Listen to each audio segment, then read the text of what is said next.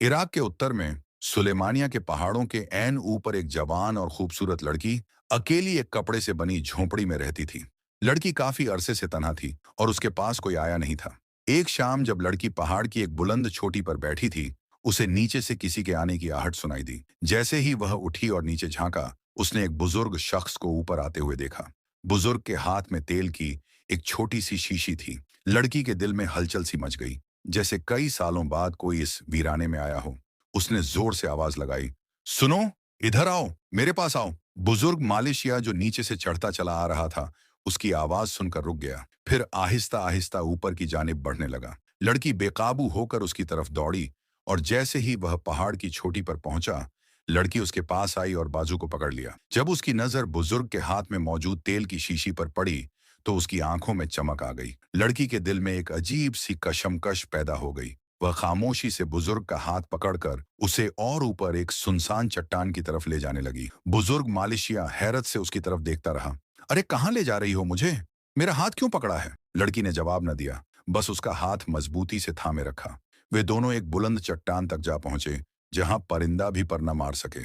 वहां पहुंचकर लड़की ने रुककर कहा, तो क्या तुम मेरी टांग पर मालिश कर सकते हो? बुजुर्ग ने घबरा कर कहा, तुम्हारा दिमाग तो ठीक है, मैं तो सिर्फ मर्दों की मालिश करता हूँ। तुम तो एक लड़की हो। लड़की ने झट से अपनी टांग को पकड़कर नीचे बैठते हुए कराहना शुरू कर दिया। अरे मेरी टांग, दर्द हो रहा है, बहुत ज्यादा दर्द हो रहा है। बुजुर्ग मालिशिया परेशान होकर उसके करीब आया। कहाँ दर्द हो रहा है, दिखाओ। यहाँ, मेरी पिंडली में जरा मालिश करो ना, शायद आराम आ जाए। बुजुर्ग कुछ पल के लिए रुका, फिर झुककर आहिस्ता से उसकी पिंडली पर तेल लगाकर मालिश करने लगा। लड़की ने आंखें बंद कर लीं, जैसे उसके चेहरे पर सुकून उतर आया हो, लेकिन अंदर ही अंदर एक मकसद की तकमील का पहला कदम जैसे पूरा हो रहा हो। अब रात हो गई थी, अंधेरा हर तरफ छा गया था। बुजुर्ग मालिशिया वहां से उठा और पहाड़ से नीचे उतरने लगा। लड़की पीछे से भागती हुई आई। रुको, इस वक्त कहाँ जाओगे? अंधेरा बहुत हो चुका है, आज रात यहीं रुक जाओ मेरे पास। बुजुर्ग ने जब देखा कि रात काफी हो चुकी है, वह एकदम रुका और लड़की की तरफ देखने लगा। लड़की बहुत खूबसूरत और जवान थी। वह लड़की की तरफ देखता ही रह गया और फिर कुछ बिना सोचे समझे लड़की के करीब आने लगा। लड़की के पास पहुंचकर मालेशिया ने लड़की की आंखों में देखा और बोला, ठीक है, आज मैं तुम्हारे पास रुक जाता हूँ, लेकिन यहाँ पर रुकने की, सोने की जगह कहाँ है? लड़की बोली, वो जगह भी मिल जाएगी, बस तुम मेरे साथ सोने वाले बनो। लड़की ने उसका हाथ पकड़ा और एक बार फिर पहाड़ की चोटी पर चढ़ने लगी। फिर मालेशिया ने झोंपड़ी को देखा तो बोला, ये तो छोटी सी झोंपड़ी है, यहाँ तो सिर्फ एक आदमी सो सकता है। लड़की बुजुर्ग मालेशिया के करीब आई और उसकी आंखों में देखते हुए बोली, झोंपड़ी छोटी है, लेकिन यह पहाड़ तो बहुत बड़ा है। क्यों ना हम दोनों झोंपड़ी के बाहर उस चट्टान पर ही सो जाएं? बुजुर्ग मालेशिया बोला, ठीक है, जैसे तुम्हारी मर्जी। फिर लड़की ने पहाड़ के ऊपर चट्टान पर चटाई बिछाई और बुजुर्ग से कहा, यहाँ आ जाओ। बुजुर्ग चटाई पर बैठ गया। लड़की भी उसके पास आई और चटाई पर बैठ गई। फिर लड़की की नजर बुजुर्ग के तेल की शीशी पर पड़ी, जिससे वह मालिश करता था। लड़की ने बुजुर्ग की तरफ देखा और तेल की शीशी की तरफ इशारा करते हुए बोली, मालिश करने के कितने पैसे लेते हो? बुजुर्ग बोला, जो जितना देता है ले लेता हूँ। लड़की ने कहा, मुझसे कितने लोगे? बुजुर्ग मालिशिया कुछ न बोला और खामोश रहा। फिर लड़की धीमी आवाज में बुजुर्ग की तरफ देखते हुए बोली, तुम कहाँ कहाँ की मालिश करते हो? बुजुर्ग बोला, जहां की जो चाहे कर देता हूं। लड़की के चेहरे पर थोड़ी सी मुस्कान आई। बुजुर्ग मालेशिया के सामने पेश की। जब बुजुर्ग मालेशिया ने अंडे देखे तो बोला, इसकी क्या जरूरत थी? लड़की बोली, यहाँ बहुत ठंड है, तुम ये अंडे खा लो तो बहुत जरूरत है, ये तुम्हारे बहुत काम आएंगे। बुजुर्ग मालेशिया सवाल भरी निगाहों से लड़की की तरफ देखता रहा, लेकिन कुछ बोल ना पाया। उसने एक अंडा खा लिया। फिर उसने लड़की से पूछा, क्या तुम कुछ नहीं खाओगी? लड़की बोली, मुझे ठंड नहीं लगती, ये तुम्हारे लिए है, तुम्हें इसकी जरूरत है, मुझे नहीं। बुजुर्ग शख्स को समझ नहीं आया कि लड़की क्या कहना चाहती है। उसने दूसरा अंडा भी खा लिया। अब रात काफी गहरी हो चुकी थी और बुजुर्ग शख्स वहीं चटाई पर लेट गया। लड़की भी वहीं एक दूसरी चटाई पर लेट गई और दोनों सो गए। सुबह हुई और अभी बुजुर्ग मालेशिया सोया हुआ था कि लड़की उठी और पहाड़ की एक चट्टान पर अपना बाजू पकड़कर बैठ गई और जोर जोर से चिल्लाना शुरू कर दिया, हाय हाय मेरा बाजू, मेरा बाजू। बुजुर्ग मालेशिया की आंख खुली और जब उसने आवाज सुनी तो वह फौरन लड़की की तरफ दौड़ा। देखो, मेरे बाजू में जैसे आग लग गई हो। लड़की की आवाज में इतना दर्द छुपा था कि बुजुर्ग के कदम खुद ब खुद तेज हो गए। वह हांफता हांफता उसके पास पहुंचा और घुटनों के बल बैठ गया। कहाँ दर्द हो रहा है, यहाँ या यहाँ? वह उसके बाजू को नरमी से छूने लगा। लड़की ने जोर से आंखें बंद कर ली। हाँ, वहीं, हाँ, जरा और नीचे, अब ऊपर, हाँ, बस, वहां, वही जगह। उसके चेहरे पर अजीब सा सुकून आ गया, जैसे वह उन उंगलियों को महसूस करते हुए किसी और ही दुनिया में जा रही हो। बुजुर्ग मालिशिया अपनी पूरी तवज्जो और महारत से बाजू पर तेल की मालिश करता रहा। बेटी, तुम्हारे जिस्म में ऐसे ऐसे दर्द क्यों छुपे हैं? लगता है जैसे बरसों से किसी ने तुम्हारा ख्याल ही न रखा हो। लड़की की आवाज में अकस्मात ठंडक आ गई। कभी किसी ने रखा ही नहीं। फिर वह अचानक मुस्कुराई। लेकिन तुम तो ख्याल रख सकते हो ना? बुजुर्ग खामोश हो गया, दिल जैसे कहीं लरज गया हो। वह कुछ लम्हे उसकी आंखों में देखता रहा, फिर सर झुकाकर बोला, हाँ, अगर तुम चाहो तो मैं तुम्हारा ख्याल रख सकता हूँ। अचानक लड़की खड़ी हो गई और तेजी से चट्टान के पीछे गायब हो गई। बुजुर्ग हैरान होकर उसके पीछे लपका, मगर जब वह पहुंचा तो लड़की एक बड़े पत्थर के पीछे छुप गई थी। बुजुर्ग मालिशिया ने उसे इधर उधर ढूंढा, फिर उसकी नजर उस पत्थर के पीछे गई जहां से वह लड़की छुप छुप कर उसे देख रही थी। बुजुर्ग उस जगह की तरफ भागा और बोला, भाई यहां आकर क्यों बैठ गई हो? लड़की बोली, ये जगह कैसी है? न कोई है न यहाँ पर, सिर्फ तुम और मैं हैं। बुजुर्ग शख्स ने हैरानी से कहा, क्या मतलब है तुम्हारा? लड़की ने दिल ही दिल में कुछ सोचा और फिर कहा, नीचे बैठ जाओ। बुजुर्ग को कुछ समझ नहीं आ रहा था, मगर वह लड़की के कहने पर नीचे बैठ गया। लड़की बुजुर्ग के चेहरे की तरफ देखते हुए बोली, अब बताओ, क्या इरादे हैं तुम्हारे? बुजुर्ग हैरानी से लड़की की तरफ देखने लगा और बोला, क्या कहना चाहती हो? लड़की ने बात पलटते हुए कहा, क्या तुम मेरे पास रुक रहे हो? आज मैं तुम्हें कुछ खास खिलाती हूँ, तुम मेरे पहले मेहमान हो। बुजुर्ग ने कहा, वो क्या? चुप रहो। वह शरारत से हंसी, तुम देखोगे और सारी जिंदगी याद रखोगे। वो दोनों झोंपड़ी की तरफ बढ़े। पहाड़ की चोटी पर सूरज की किरणें झोंपड़ी के बारीक कपड़े से छनकर अंदर आ रही थीं। लड़की ने आग जलाई और इस बार गोश्त का एक छोटा सा टुकड़ा निकाला। बुजुर्ग ने हैरत से पूछा, ये कहाँ से आया? लड़की ने पलटकर कहा, तुम्हारे आने से पहले भी यहाँ कोई आया था। बुजुर्ग ने थोड़ा चौंक कर कहा, फिर वो कहाँ गया? लड़की ने मुस्कुराकर कहा, चला गया, नीचे वादी में, बहुत नीचे। बुजुर्ग के माथे पर बल पड़ गए, मगर वह कुछ न बोला। कुछ देर बाद खाना तैयार हुआ और दोनों ने बैठकर खाना खाया। अब शाम होने लगी थी, सर्द हवा चलने लगी थी। लड़की ने बुजुर्ग का हाथ पकड़ा और उसे एक पथरीले पहाड़ के ऊपर ले गई। ऊपर पहुंचने के बाद लड़की नीचे पहाड़ पर एक जगह बैठ गई और अपना सर पकड़कर बोली, आज तुम मेरे लिए कुछ करोगे? बुजुर्ग ने कहा, बोलो क्या? लड़की ने कहा, मेरे सर में बहुत दर्द है, तुम मेरे सर की मालिश कर दो। बुजुर्ग मालिशिया काफी देर सोचता रहा, जैसे वह फैसला नहीं कर पा रहा हो। फिर वह आहिस्ता से बोला, अगर तुम्हें सुकून मिलता है तो मैं तुम्हारे हर दर्द को कम करने की कोशिश करूंगा। मालिश करने के बाद बुजुर्ग और लड़की उसी पहाड़ के पास आ गए जहां उनकी झोंपड़ी थी। लड़की ने लकड़ियां इकट्ठी की और झोंपड़ी के बाहर आग जलाई। दोनों आग के पास बैठ गए। लड़की बुजुर्ग की आंखों में देखते हुए बोली, क्या तुम अकेले हो? तुम्हारी बीवी नहीं है? इससे पहले कि बुजुर्ग कुछ जवाब देता, अचानक लड़की ने कहा, हाँ हाँ, तुम परेशान मत हो, दिल छोटा ना करो, मैं हूं ना तुम्हारी। बुजुर्ग शख्स जैसे अचानक दंग सा रह गया, मगर कुछ न बोला। कुछ देर आग के पास बैठने के बाद दोनों वहीं पहाड़ पर लेटकर सो गए। सुबह के वक्त लड़की उठी और चुपके से एक ऊंचे पहाड़ की तरफ चली गई जहां एक गोल दायरा बना हुआ था। लड़की पहाड़ के ऊपर उस दायरे में बैठ गई और जोर जोर से रोते हुए अपने आप से कहने लगी, इस खूबसूरती का क्या फायदा जो मुझे सुकून ही नहीं देती। मुझसे अब और ये दर्द बर्दाश्त नहीं होता। इससे बेहतर तो मैं पहले ही थी, कम से कम सुकून तो था। उधर बुजुर्ग शख्स की आंख खुली और जब उसने लड़की को अपने पास न पाया, वह लड़की को ढूंढते हुए उसी पहाड़ की तरफ चला गया। जब वह वहां पहुंचा तो लड़की पहाड़ के ऊपर दायरे में बैठी हुई थी। बुजुर्ग चुपके से उसके पास गया। लड़की को शदीद दर्द हो रहा था। बुजुर्ग ने फौरन पूछा, क्या हुआ तुम्हें? क्या हुआ? तुम यहाँ क्यों आकर बैठी हो? लड़की जल्दी से खामोश हो गई और कहा, कुछ नहीं हुआ, यहाँ मैं वैसे ही आई थी, मेरे पाँव में थोड़ा दर्द है, बस। बुजुर्ग शख्स ने पाँव को थोड़ा सा दबाया और लड़की को लेकर झोंपड़ी के अंदर आ गया। झोंपड़ी के अंदर पहुंचकर बुजुर्ग ने पूछा, क्या है ये सब? तुम्हें हर रोज दर्द क्यों होता है और उस पहाड़ पर क्यों गई थी? लड़की बोली, ये मेरी सजा है और ये सब कुछ मैं तुम्हारे लिए कर रही हूँ। बुजुर्ग लड़की की तरफ हैरानी से देखते हुए बोला, मेरे लिए कैसे? लड़की की आंखों में कोई राज था, मगर वह कुछ बोले बिना झोंपड़ी से बाहर निकल आई। दोपहर हो चुकी थी। लड़की ने कुछ खाना पकाया और दोनों ने मिलकर खाया। दोपहर का खाना खत्म हो चुका था। झोंपड़ी के बाहर खामोशी छाई हुई थी। बुजुर्ग ने कहा, कुछ ज्यादा तो नहीं खा लिया तुमने? लड़की ने जवाब दिया, तुम्हारे साथ बैठना अच्छा लगता है, शायद इसीलिए। बुजुर्ग ने कहा, तुम अजीब हो, एक दिन भूखी नजर आती हो, दूसरे दिन गोश्त पका लाती हूँ। लड़की ने मुस्कुराकर कहा, कभी कभी भूख पेट में नहीं, दिल में लगती है। बुजुर्ग ने चौंक कर कहा, ये तुम्हारे जुमले मुझे उलझा देते हैं। तुम कहना क्या चाहती हो? लड़की ने नरमी से जवाब दिया, अभी कुछ नहीं, बस एक बात बताओ, आज रात भी मेरे साथ यहीं रुकोगे ना? बुजुर्ग ने आह भरकर कहा, रोज यही पूछती हो, फिर भी रुक जाता हूँ।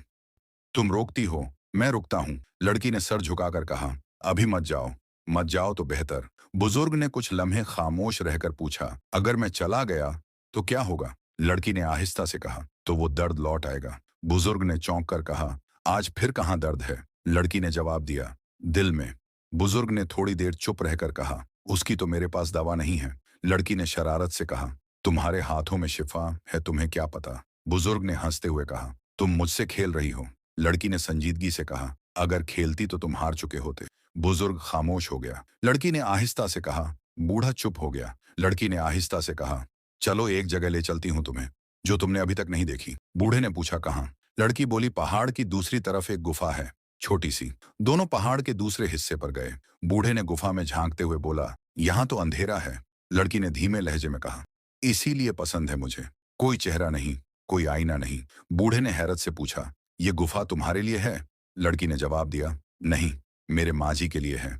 बूढ़ा बोला, तुम्हारे अंदर बहुत कुछ छुपा है। लड़की ने आहिस्तगी से कहा, और तुम्हारे अंदर बहुत कुछ भुला हुआ है। बूढ़े ने सिर हिलाकर कहा, मेरी उम्र अब यादें रखने की नहीं रही। लड़की ने थोड़ा झुककर सिर उसके कंधे पर रखते हुए कहा, यादें उम्र से नहीं, दिल से चिपटती हैं। बूढ़ा बोला, तुम मुझे बदल रही हो। लड़की बोली, नहीं, तुम्हें वापस ला रही हूं। सुबह के वक्त लड़की आहिस्ता से उठकर बाहर निकल आई और पहाड़ की उस बुलंदी पर जाकर बैठ गई जहां गोल दायरा बना था। वहां वो रोज जाती थी, बिना कुछ कहे घंटों बैठी रहती। बूढ़े ने नींद से आंख खोली, बिस्तर के किनारे हाथ फेरा, मगर लड़की वहां नहीं थी। फिर निकल गई। बूढ़े ने झीरे लब कहा और बाहर निकल आया। वो पहाड़ी दायरे की तरफ बढ़ा और उसके करीब जाकर रुक गया। रोज सुबह यहां बैठने की क्या वजह है? बूढ़े ने गर्दन झुकाकर पूछा। ये जगह खामोश है और खामोशी के बीच अपनी आवाज सुनाई देती है। लड़की ने नरमी से जवाब दिया, आज मेरे बाहर कंधे में अजीब सा दर्द है, जरा देख लो। कल कमर में था, आज कंधा। तुम्हारे दर्द का सफर खत्म कब होगा? बूढ़े ने मुस्कुराकर कहा। बूढ़े ने आहिस्ता से हाथ उसके कंधे पर रखा और मालिश करने लगा। यहाँ, हाँ, थोड़ा नीचे। ये जगह तो बिल्कुल सर्द है, यहाँ दर्द कैसा? बूढ़े ने चौंक कर पूछा। कुछ दर्द जिस्म में नहीं होते, रूह में उतरते हैं। बूढ़ा खामोश रहा, सिर्फ हाथ चलाता रहा। लड़की ने आंखें बंद कर ली। जब तुम छूते हो तो जैसे सब कुछ थम जाता है। मैं सिर्फ तेल लगाता हूँ, इतना असर तुम पर क्यों होता है? बूढ़े ने हैरानी से पूछा, शायद तुम्हें पता नहीं तुम मेरे लिए क्या हो। लड़की बोली और फौरन खामोश हो गई। बूढ़े ने कुछ कहना चाहा, मगर जबान बंद रही। चलो, आज तुम्हें एक और जगह दिखाऊं, आओ मेरे साथ। वो दोनों पहाड़ की दूसरी जानिब गए। एक पतली सी पगडंडी के किनारे दरख्तों के पीछे एक पुराना चश्मा बह रहा था। ये जगह तुमने कभी मुझे क्यों नहीं दिखाई? बूढ़े ने हैरत से पूछा। क्योंकि ये जगह सिर्फ उन लोगों के लिए है जो अंदर बहने का हौसला रखते हो। आज तुम बदले बदले लग रहे हो, लड़की ने रुख मोड़कर कहा, और तुम हर दिन नई लगती हो। मैं रोज नई बनने की कोशिश करती हूँ, पर अंदर वही रहती हूँ जो कभी थी। और वो कौन थी? बूढ़े ने आहिस्ता से पूछा। वो जिसे खुद से नफरत हो गई थी, लड़की ने नजरें चुराकर कहा। बूढ़े ने उसके चेहरे की तरफ देखा। कुछ लम्हे खामोशी में गुजर गए। तुम ये सब बर्दाश्त कैसे करती हो? बर्दाश्त नहीं, शायद इंतजार है। बूढ़ा आहिस्ता से बोला। किस बात का इंतजार? तुम्हारी खामोशी के टूटने का। लड़की ने पलकें झपकी, जैसे आंखों में नमी थी। अगले रोज लड़की एक बार फिर दबे पांव उठी और उसी पहाड़ की चोटी पर उसी घेरे में जाकर बैठ गई। अब वो गिड़गिड़ाकर माफी मांगने लगी। मैं अपने गुनाहों से तौबा करती हूँ, मैं अपनी गलती कबूल करती हूँ। बस मुझे मेरा सुकून वापस मिल जाए। ये हुस्न, ये जवानी मुझे नहीं चाहिए। इतने में वो बूढ़ा शख्स भी वहां पहुंच जाता है और वो लड़की की सारी बातें सुन लेता है। बूढ़ा कुछ देर सोचता रहा, फिर बोला, तुम्हारी आंखों में वो कुछ है जो मैंने बरसों पहले किसी और में देखा था। लड़की चौंक कर उसकी तरफ देखती है। किसमें? एक औरत थी, खूबसूरत लेकिन दिल की बहुत नरम। वो भी ऐसे ही देखती थी। लड़की ने नजरें चुराने की कोशिश की, मगर बूढ़े की निगाहों से बच न सकी। बूढ़े ने एक गहरी सांस ली, आसमान की तरफ देखा और कहा, मुझे मालूम है तुम कुछ छुपा रही हो, पर मैं इंतजार कर सकता हूँ जब तक तुम खुद सब कहने को तैयार ना हो। उसी लम्हे दूर आसमान पर बिजली चमकी। लड़की कांप गई। बारिश की बूंदें उसके चेहरे पर गिरती रहीं। लड़की बोली, हाँ, तुम किसी औरत का बता रहे थे। बूढ़ा पल भर चुप रहा, फिर बुदबुदाया। हाँ, एक औरत थी। वो गई और मैं बरसों उसके लौट आने का इंतजार करता रहा। लड़की की आंखें भर आईं। अगर वो औरत वापस आ जाए तो? बूढ़ा धीमे से बोला। मैं उससे कुछ न पूछूंगा, बस यही चाहूंगा कि वो मेरे साथ खुशी से रहे। लड़की ने कांपते होठों से कहा, अगर वो औरत मैं हूं? बूढ़ा चौंक गया। उसकी सांस जैसे रुक सी गई। लड़की ने हिम्मत करके उसकी तरफ देखा। मैं वही औरत हूं जिसने आपको बरसों पहले छोड़ दिया था। बूढ़े की आंखों में नमी आ गई। तुम मेरी। लड़की ने गर्दन झुका ली और बहुत आहिस्ता से बोली, मैं आपकी पत्नी हूं, वही जिसने आपको तन्हा छोड़ दिया था। फजा जैसे साखित हो गई। हवा भी चुप हो गई। पहाड़ ने एक राज वापस उगल दिया था। लड़की ने धीरे से सर झुका लिया। मैं डरती थी कि कहीं आप मुझे माफ न करें। बूढ़े ने हाथ बढ़ाया और उसके कांपते हाथ को थाम लिया। लड़की की आंखों से आंसू बहने लगे। मैं बस खूबसूरत रहना चाहती थी हमेशा के लिए, और इसी ख्वाहिश ने सब कुछ छीन लिया। बूढ़े ने धीरे से पूछा, क्या हुआ था तुम्हारे साथ? बताओ, मुझे आज सब कुछ कह डालो। लड़की ने एक गहरी सांस ली और धीरे धीरे अपना सच बयान करने लगी। उस दिन मैं आपको छोड़कर अकेली निकल पड़ी थी। दिल में ये ख्वाहिश थी कि मैं दुनिया की सबसे हसीन औरत बन जाऊं। चलते चलते एक वीरान बियाबान में पहुंची, जहां एक पुरानी झोपड़ी में मुझे एक अजीब सी औरत मिली। काली जादूगरनी थी। लड़की के हाथ कांपने लगे। उसने कहा, अगर तुम चाहती हो कि जवानी कभी ना जाए, तो तुम्हें एक कीमत अदा करनी होगी। मैंने हाँ कर दी। बूढ़े ने आह भरी। और फिर उसने मुझे कुछ तावीज दिए, कुछ मंत्र सिखाए और कहा कि हर महीने मुझे किसी एक जिंदा चीज का खून अपने जिस्म पर लगाना होगा। पहले छोटे परिंदों से शुरू किया, फिर खरगोश, फिर बकरियां, और फिर। लड़की की आवाज कांपने लगी। फिर मेरे जिस्म में अजीब से दर्द उठने लगे, जैसे अंदर कुछ सड़ रहा हो। कभी कमर में टीस, कभी हाथों में जलन, कभी दिल जैसे धड़कना ही भूल जाए। फिर मैं एक आमिल बाबा के पास गई। उन्होंने सब सुनकर कहा, तुमने कहुदरत से बगावत की है, अब माफी सिर्फ तौबा से मिलेगी। तुम्हें तन्हा पहाड़ पर जाकर रहना होगा, अपने गुनाहों की तौबा करनी होगी। और उन्होंने कहा, जिसे तुमने छोड़ा उसे वापस लाओ। अपने शौहर को, जिसके दिल को तुमने तोड़ा, उसकी खामोशी का कफ्फारा अदा करो। बूढ़े की आंखों में आंसू तैर रहे थे। उसने मुस्कुराकर उसका हाथ थाम लिया। तुमने जो गुनाह किए, उनका एतराफ ही सबसे बड़ी तौबा है। चट्टान पर फिर से धुंध छा गई थी, लेकिन इस बार उन दोनों के बीच कोई पर्दा नहीं था, कोई झूठ नहीं था। अचानक एक झटका सा लड़की के जिस्म में महसूस हुआ, और वो पहले जैसी हो गई। बहुत ज्यादा हसीन और खूबसूरत तो नहीं, मगर अब उसके दिल और जिस्म दोनों को सुकून मिल चुका था। फिर वो दोनों वहां से अपने घर लौट आए और हंसी खुशी की जिंदगी बसर करने लगे। ये कहानी हमें सिखाती है कि जिंदगी में अगर कोई गलती हो जाए, तो उसका इकरार और तौबा ही असली रास्ता है। लड़की ने दुनियावी खूबसूरती और हमेशा जवान रहने की चाह में अपने शौहर को छोड़ दिया, जादू के रास्ते को चुना, और इसके नतीजे में जिस्मानी और रूहानी तकलीफों में मुब्तला हो गई।